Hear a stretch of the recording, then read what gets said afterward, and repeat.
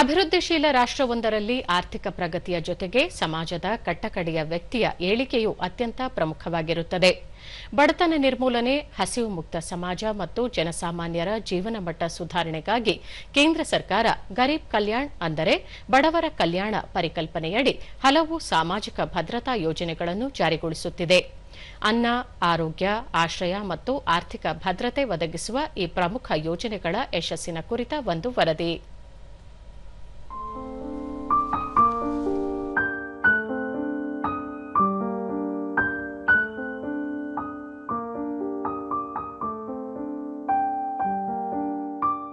ಒಂದು ದೇಶ ತನ್ನ ಸರ್ವಾಂಗೀಣ ಅಭಿವೃದ್ಧಿಗೆ ಮೂಲಭೂತವಾಗಿ ಹಸಿವು ಮುಕ್ತ ವಸತಿ ಮತ್ತು ಆರೋಗ್ಯ ಸೇವೆ ನೀಡುವುದು ಅತ್ಯಗತ್ಯ.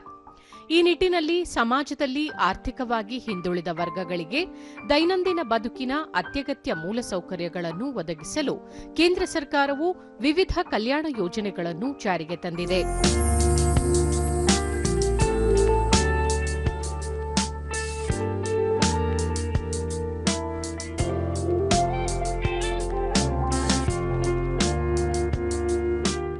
ಆಹಾರ ಭದ್ರತೆಯಡಿ ಜಾರಿಯಲ್ಲಿರುವ ಅತ್ಯಂತ ಪ್ರಮುಖ ಯೋಜನೆ ಪ್ರಧಾನಮಂತ್ರಿ ಗರೀಬ್ ಕಲ್ಯಾಣ್ ಅನ್ನ ಯೋಜನೆ.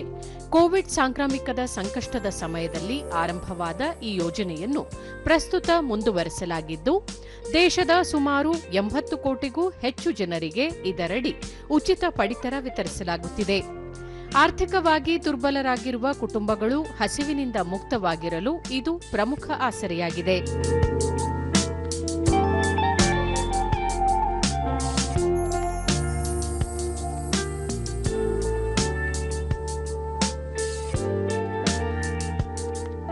ಆರೋಗ್ಯ ವಲಯದಲ್ಲಿ ಬಡವರಿಗೆ ಆರ್ಥಿಕ ಹೊರೆಯಾಗದಂತೆ ತಡೆಯಲು ಆಯುಷ್ಮಾನ್ ಭಾರತ್ ಯೋಜನೆ ಜಾರಿಯಲ್ಲಿದೆ.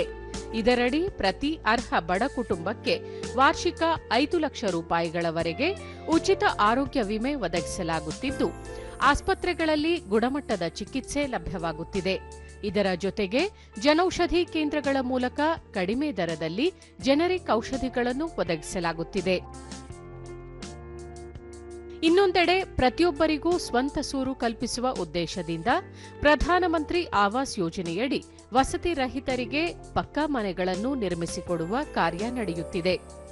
ನೈರ್ಮಲ್ಯ ಮತ್ತು ಆರೋಗ್ಯದ ದೃಷ್ಟಿಯಿಂದ ಸ್ವಚ್ಛ ಭಾರತ್ ಅಭಿಯಾನದಡಿ ಶೌಚಾಲಯಗಳ ನಿರ್ಮಾಣ ಹಾಗೂ ಜಲ್ ಜೀವನ್ ಮಿಷನ್ ನಡಿ ಗ್ರಾಮೀಣ ಭಾಗದ ಮನೆಗಳಿಗೆ ಕೊಳವೆ ಮೂಲಕ ಶುದ್ಧ ಕುಡಿಯುವ ನೀರು ಸಂಪರ್ಕ ಕಲ್ಪಿಸುವ ಯೋಜನೆಗಳು ಜಾರಿಯಲ್ಲಿವೆ. ಆರ್ಥಿಕ ಒಳಗೊಳ್ಳುವಿಕೆಯ ಭಾಗವಾಗಿ ಜನ್ಧನ್ ಯೋಜನೆಯಡಿ ಬ್ಯಾಂಕ್ ಖಾತೆಗಳನ್ನು ತೆರೆಯಲಾಗಿದೆ. ಇದರಿಂದಾಗಿ ಸರ್ಕಾರದ ಸಬ್ಸಿಡಿ ಮತ್ತು ಸಹಾಯಧನಗಳು ನೇರ ನಗದು ವರ್ಗಾವಣೆ ವ್ಯವಸ್ಥೆಯ ಮೂಲಕ ಯಾವುದೇ ಮಧ್ಯವರ್ತಿಗಳಿಲ್ಲದೆ ನೇರವಾಗಿ ಫಲಾನುಭವಿಗಳ ಬ್ಯಾಂಕ್ ಖಾತೆಗೆ ಜಮೆಯಾಗುತ್ತಿವೆ. ಆಡಳಿತದ ಪಾರದರ್ಶಕತೆಗೆ ಇದು ಈ ಗರೀಬ್ ಕಲ್ಯಾಣ್ ಯೋಜನೆಗಳು ಕೇವಲ ಆರ್ಥಿಕ ನೆರವಿಗೆ ಸೀಮಿತವಾಗದೆ ಸಮಾಜದ ದುರ್ಬಲ ವರ್ಗದವರ ಜೀವನ ಮಟ್ಟ ಸುಧಾರಿಸಿ ಅವರಿಗೆ ಅಗತ್ಯ ಸಾಮಾಜಿಕ ಭದ್ರತೆ ಒದಗಿಸುವ ಗುರಿ ಹೊಂದಿವೆ.